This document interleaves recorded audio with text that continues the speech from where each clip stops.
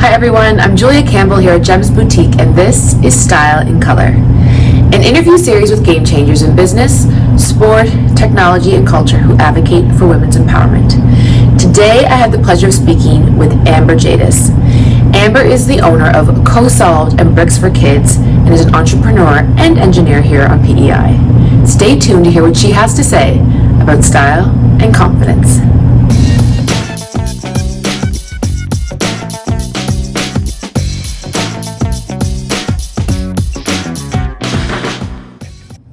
Good morning, Amber. Thank you so much for joining me. Good morning. Thanks for the invitation. Yeah, absolutely. Where does your daily routine take you, and what are you passionate about? My daily routine starts with getting my 6-year-old and almost 9-year-old ready for school and dropping them off at school, and then off to EA Engineering, where I do some contract work in engineering. So most mornings I'm there, and then my afternoons are primarily spent with STEAM PEI or Bricks for Kids programs, admin work, and delivering after-school classes and preparing for PD days or whatever we might be doing. Yeah. Amazing. So Bricks for Kids, we'll just touch on that lately, is a business that you own. And you want to just kind of tell us a little bit more about that and what that involves? Sure. So with Bricks for Kids, we're teaching kids about science, technology, engineering, math using Lego robotics. So it's Technics Lego with motors and batteries and gears and cam wheels and axles and all kinds of fun parts to make your creations move and make vehicles and amusement park rides and dinosaurs and like hundreds of different things. It's a franchise that's based out of Florida, and we own that for PEI. And then, so that was started 6 years ago, almost. And then about 2 years ago, we started STEAM PEI as a nonprofit. So just here on PEI doing science, technology, engineering, arts, and math. Right, so the A added to STEM. So STEM, for anybody out there, is science, technology, engineering, and math. And then you are on the board or created STEAM, which includes the arts as well. Includes the arts, yeah, because we think it's important that, creativity and there's so much blending together you do with, music and technology and, user interfaces. It's got to be aesthetically pleasing. You can't just do technology or math or engineering in a bubble without thinking about the people and the interactions and the beauty and the art of it, right? And math can be beautiful too, and we show that to our kids, and we do geometry with these magnetic shapes, and math can be beautiful too, and not everybody thinks about the art of math. Totally. But it's there, and we like to highlight it. And as a side note, Amber, you had a 4-month-old, and you were on mat leave and decided to take on opening Bricks for Kids franchise, which, why not? Yeah, he was on my hip, so I already had a 3-year-old. Traveled around with my 4-month-old on my hip to training and visiting schools, and he came with us. Came with me to a lot of my summer camps that year, and he was the Minecraft was big, so he was the creeper that would come and crawl on the floor and destroy their creation. I love it. That was the thing. Keep your Lego away from Clark. That's amazing. What does style mean to you? I'm not a person that spends a lot of time, purchasing, sourcing, thinking about my style, but it certainly needs to be flexible and adaptable, because in a single given day, I can go from being in an office and meetings to a construction site and then to a classroom. So it's really literally always, having some sort of a tank top or something underneath so I can do the car backseat change to put on, the logo STEAM PEI or Bricks for Kids shirt, or, my hard hat and steel toe boots are in the vehicle all the time. Just, you never know when you have to go check on a job site. So that's amazing. A lot of functionality and practicality for no pun intended, all the hats that you wear during the day, actually. Yeah. What part of style helps you, or is there a part of your style that helps your confidence? I think it's true that, when you look good, you feel better. So, you know, taking the opportunities when you can to dress it up, you know, Right. to put on some makeup. I'm not one to wear it, you know, ordinarily every day, but it does give you that extra boost of confidence, you know. Yeah, totally. I totally agree with that. What do you see with women's empowerment in your industries and sectors? I see, you know, engineering, especially electrical engineering, is pretty male dominated. Being in construction on job sites is very male dominated traditionally, but I am seeing more and more females on the job site, which I really enjoy seeing in construction. And I am finding a shift in the workplace too, with men being asked to take on more of the household and family duties. So, you know, the men in the workplace, I see them, you know, asking to leave early to take their kids to hockey, or they got to take them to a dentist appointment, or their kids are sick and they stay home. I mean, in the first, you know, 10 years of my working career, I didn't really see that. So there's a lot of pressure to not be the one asking for those. Totally. Whenever you're one of the few, yes. Yeah. Yeah. Or whenever you, I mean, initially, and I'm glad that you've seen the change, but when initially you were kind of the only person typically who might be asking for those. Yeah. And very uncomfortable, you know. Asking like, for them, yeah, I bet. It's not the office culture to stay home when your kids are sick. You know, it was all men that I was working with, so they didn't, their wives took on those responsibilities. Right. And you see more like a sharing of those responsibilities, yeah, which is awesome. So would you say, so you've been in engineering for 16 years? 16 years, yeah. So do you think that you see a positive change and shift from doing your engineering degree to then a few years later doing your business degree? Yeah. And then kind of the tables that you're sitting at now and the conversations that you're having, you do see a positive change with women in your sector, seeing more women in your sector?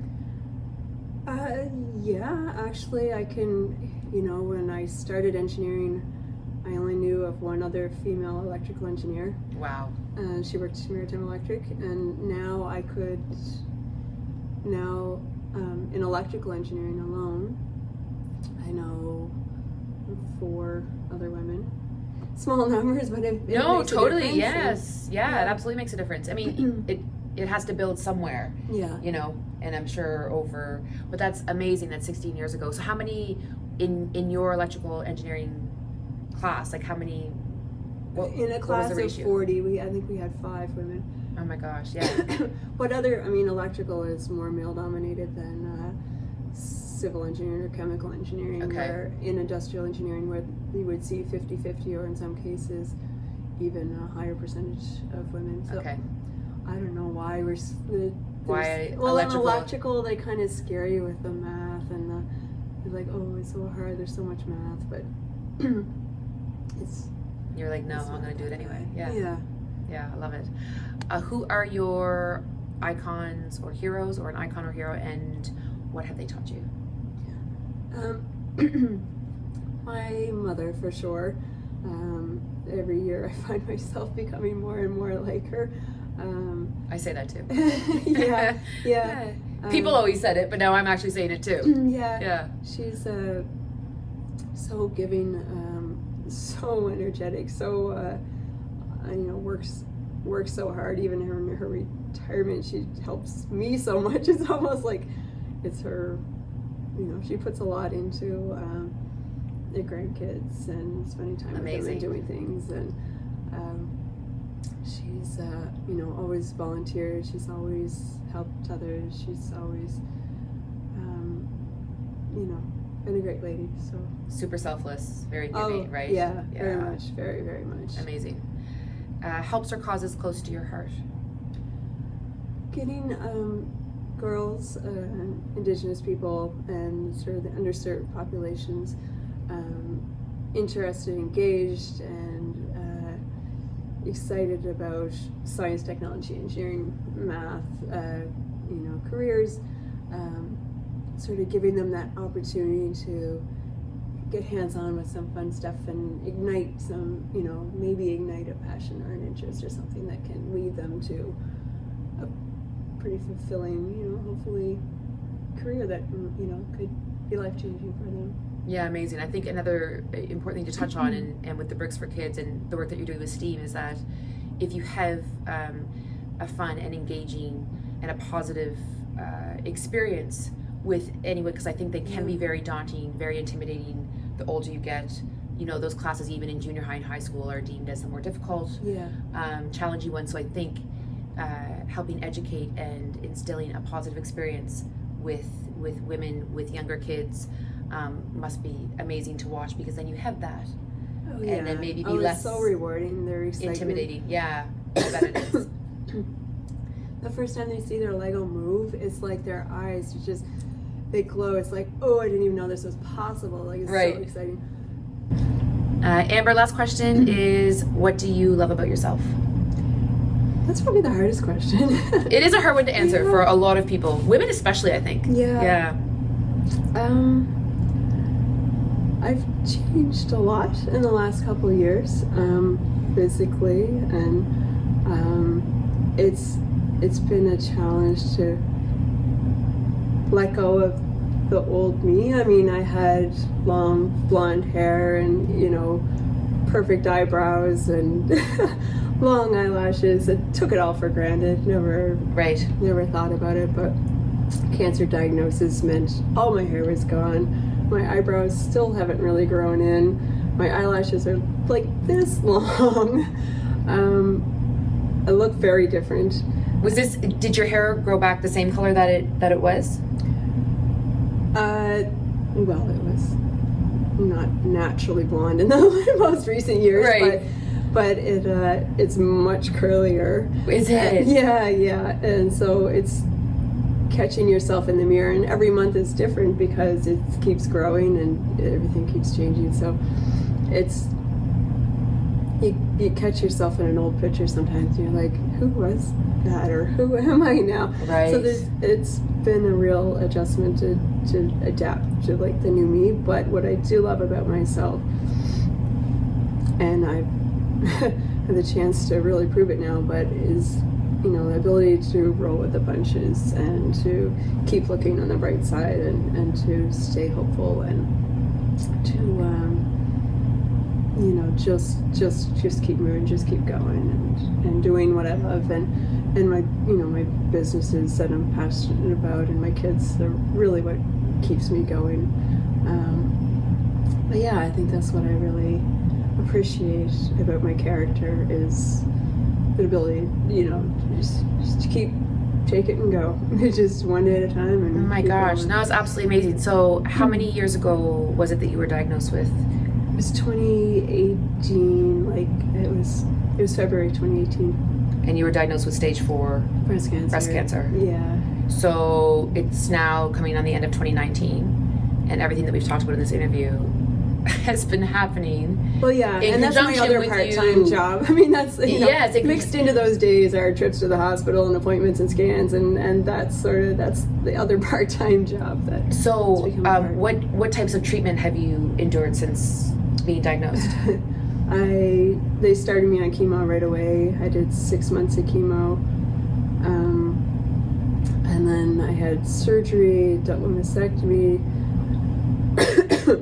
Radiation, because there's a spot on my spine and sternum, and so radiation for like 30 treatments, and then I had surgery again to start reconstruction, and just yesterday, well, a couple months ago, they found a spot on my brain, which really sucks, but I had radiation on that yesterday. We'll have another treatment Friday, one on Monday, and then hopefully we'll have another period of good health. I mean, I can't even say good health because I've, knock on wood, I haven't felt sick except for, like, even with the brain one, they never would have known if I hadn't asked for the scan because there's no symptoms. I haven't had any side effects. I never felt like I had cancer except, the times they're pumping me full of drugs and you feel kind of down for a couple of days. Right. But, so it's still almost surreal, but. And with the brain scan that you had, was the scan, I would love for you to share, like, that you were actually part of the design for that? Yeah. Like this is quite amazing. The equipment that I was using yesterday, the new True Beam radiation machine at the QEH. When I was with Coles Associates, I worked on the engineering design, the electrical design for that piece, that addition. And lo and behold, like a year later, here I am on the machine. I'm like, this is life just is weird sometimes. Oh my gosh, no, really, like you are a true inspiration. Like the fact that you look fantastic, really and truly you do, and the fact that you've, had the resilience to just keep going and still, find time to do the things that you love and the research that you're passionate about, and, continuing that during this is really something. It's even more important, really, and it gives me more drive to, if you know your time's going to be shorter, it's like, oh, I want to do all this, so, I'm going to do what I can while I can and just take it from there. Yeah, amazing. Thanks so much for tuning in, everyone, and we'll see you again on Style in Color. Thanks so much, Amber. Really appreciate it. No, thank you.